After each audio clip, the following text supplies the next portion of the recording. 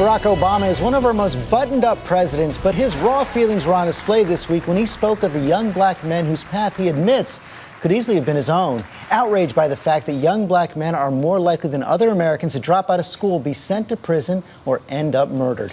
He launched a new initiative called My Brother's Keeper. ABC's Pierre Thomas was there. 22,000. That's the number of African-American men murdered in the U.S. during the first 4 years of the Obama presidency. 22,000. President Obama met these young men on a trip last year to his hometown, Chicago. This week, they brought stories of their stark reality to Washington. Tell me what each one of you want to be, and then I want you to tell me what the greatest obstacles are. I want to be an architect and design buildings. And the obstacle is like the streets, like the neighborhoods I go through. Shooting, fighting. Yes.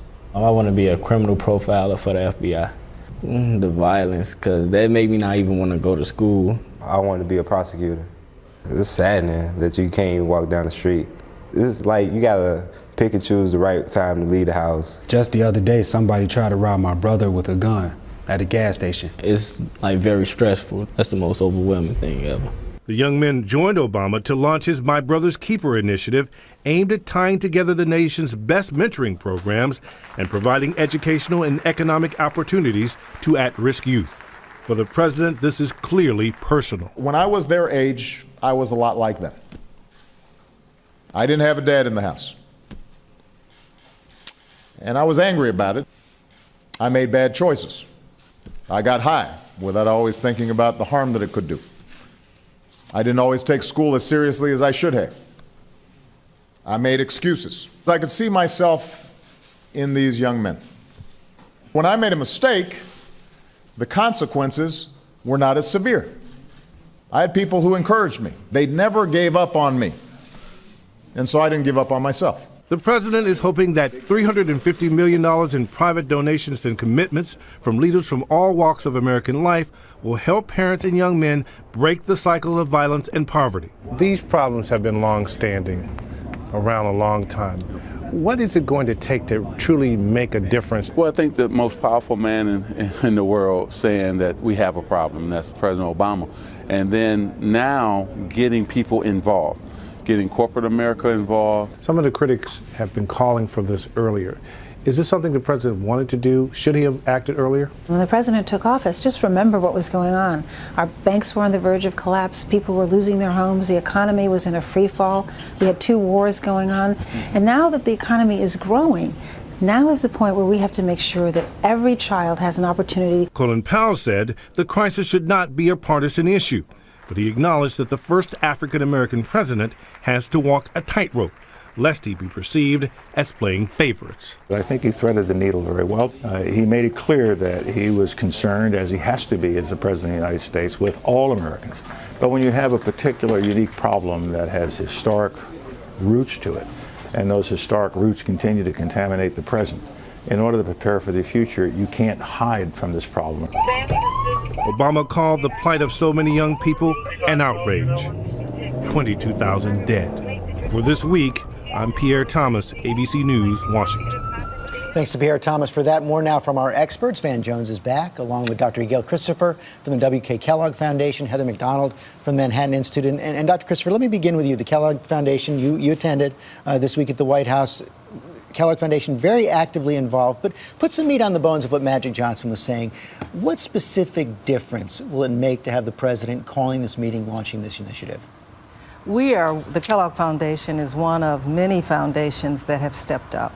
Adding the voice of the President of the United States is unprecedented and extremely important, not only to mobilizing other resources, but also to the young men.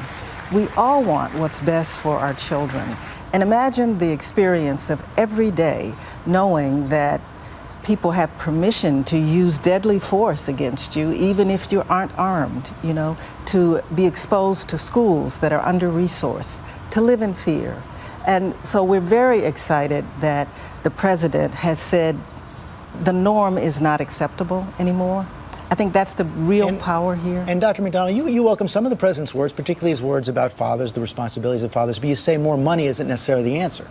Well, I think there was a revolutionary initiative waiting to get out of this speech, George, that never quite made it. The two most important moments were President Obama's moving declaration of the overwhelming sense of responsibility he would have for his son, if he had one, to keep him out of trouble and give him the sense of compassion and respect for others that he would need to succeed. And the other important point was President Obama's observation that nothing keeps a young man out of trouble like a father who takes an active role in his life. And that should have been the theme.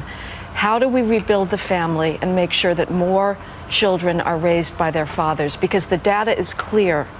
Children who grow up in fatherless homes are 5 times as likely to commit crime or be poor, 9 times as likely to drop out, and 20 times as likely to end up in prison. How do I know this?